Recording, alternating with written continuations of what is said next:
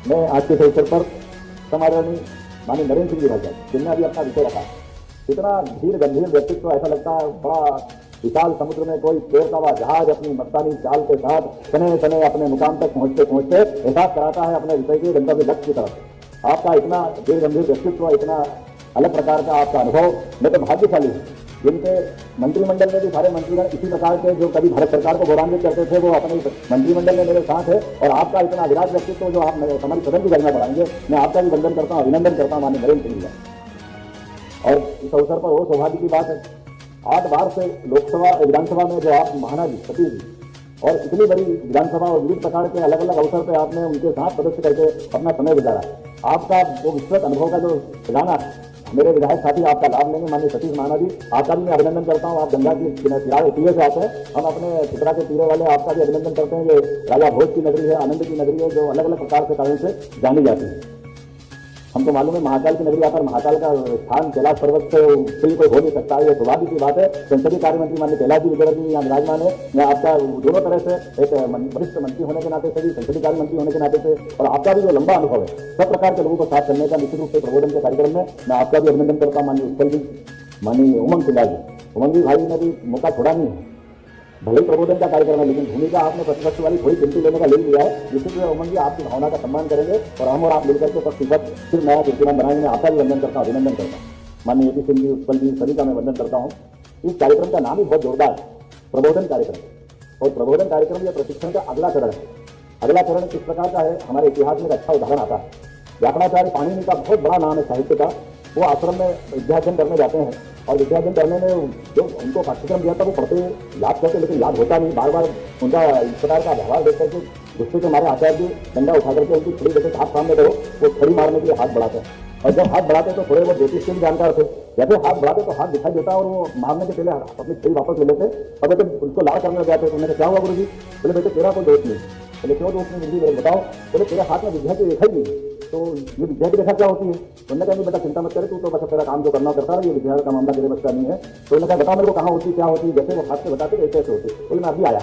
अंदर जाते चाकू से अपने हाथ से लाइन बना के आते और कहते ये लाइन बन गई। और उसके बाद दुनिया में उनसे बड़ा कोई व्याकरणाचार्य या अपने ज्ञान का बड़ा कोई इतना बड़ा नाम है जो अपने हाथ से अपनी लकीर बना लेते। तो प्रबोधन का अर्थ ये कि प्रशिक्षण से पहले हम उस विषय में डूब जाए, हमारे आचरण में, व्यवहार में, ज्ञान में, अपने सभी प्रकार के अपने सूक्ष्म शरीर, बाह्य शरीर, दूसरा एकाकार करने का जो भाव अगर अपन धारण करते हैं, इसका मतलब प्रबोधन का है। और मैं उम्मीद करता हूँ माननीय अध्यक्ष जो आपने कहा है कि निश्चित रूप से ये प्रबोधन के बाद मैं माननीय अध्यक्ष आपसे निवेदन करना चाहूंगा कि आप एक प्रशिक्षण का शिविर भी चालू करेंगे। तो 1985 के बाद अभी प्रशिक्षण बाकी है, ये प्रबोधन का तो कार्यक्रम हुआ है। आपने नए सत्र के बाद हमारी सभी कार्य प्रणाली को समझाने का जो अभी उमंग जी ने बात कही, अलग अलग सत्रों के माध्यम 1 दिन का 2 दिन का आप प्रशिक्षण दिलवाएंगे तो मुझे लगता है ज्यादा समीचीन होगा। एक और बात आपने जो कही है कि हमारे लिए अपने नई विधा के आधार पर अपने आधुनिक संसाधन के साथ विधानसभा को भी आगे बढ़ाना चाहिए। तो निश्चित रूप से जो आपने कहा है वो पूरा का पूरा यही से मैं आपकी बात पूरी मानता हूं कि मतलब सरकार आप जो प्रस्ताव देगी निश्चित रूप से हम उसके साथ रहेंगे। इसमें जो धनराशि लगेगी राज्य सरकार देने के लिए तैयार है। तो दोस्तों जैसे कि आपने सुना डॉक्टर मोहन यादव जी के द्वारा बताया गया, कल सभी बहनों के खाते में लाडली बहना योजना के तहत 8वीं किस्त के रूप में 1250 रुपए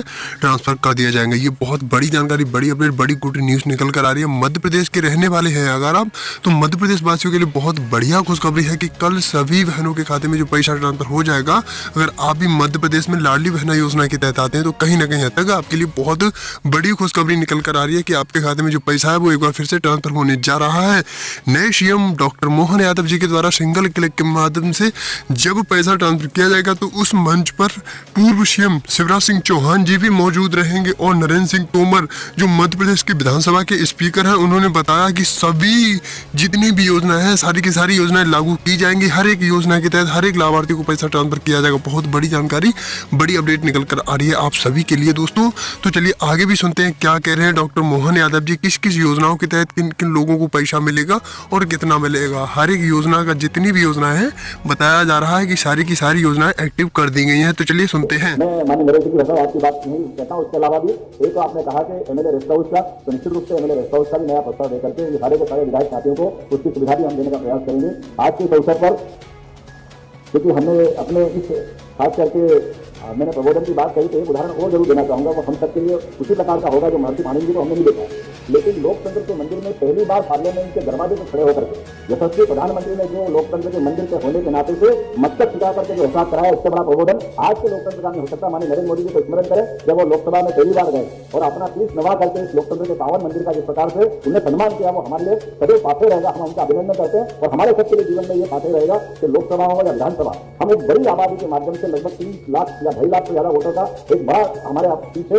उनका सबका मान सम्मान भाव, उनका विश्वास लेकर के विधानसभा में आते हैं और विधानसभा में आने के बाद निश्चित रूप से हम अपने दोहरे रोल में रहते हैं। हमारी अपनी विधानसभा का दायित्व तो हम पे है ही, उस विधानसभा के साथ साथ प्रदेश की बेहतरी का दायित्व भी, ये उत्तरदायित्व भी हमको होता है। इसलिए हम पूरे प्रदेश की बेहतरी के लिए, अपने क्षेत्र की बेहतरी के लिए और इनको सबको मिला करके हमारे अपने इस देश की लोकतंत्र के उस पावन मंदिर का सम्मान करने के लिए बड़ी भावना के साथ अपने इस विधानसभा में प्रवेश करते हैं। निश्चित रूप से इस कारण से हमारे अपने जीवन में कई नए पाठ सीखने के लिए पाठशाला की तरह काम आती है और इस पाठशाला के पाठ में हर सत्र हमारे लिए एक नया अपने जीवन का एक पाठ बने और नए प्रकार से अपने जीवन का आत्मविश्वास की नई चरण से नई सीढ़ियां प्रारंभ करें, वो सारी ऊंचाइयां हम हासिल करें। इस भावना के साथ आज के प्रबोधन के कार्यक्रम में मैं आप सबका वंदन करता हूँ, अभिनंदन करता हूँ। बहुत बहुत धन्यवाद। भारत माता की जय।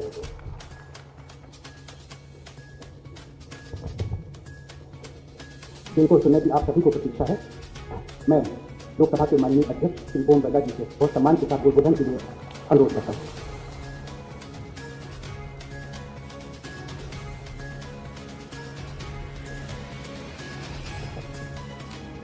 आज के प्रबोधन कार्यक्रम में मध्य प्रदेश के विधानसभा के माननीय अध्यक्ष, जिनको विधानसभा का अनुभव है, विधानसभा मंत्री का अनुभव है,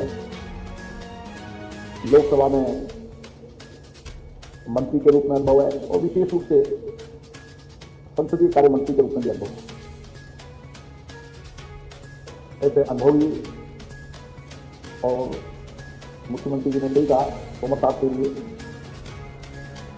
गंभीर मध्य प्रदेश के विधानसभा के माननीय अध्यक्ष नरेंद्र सिंह तोमर साहब, मध्य प्रदेश के यशस्वी मुख्यमंत्री माननीय मोहन यादव जी,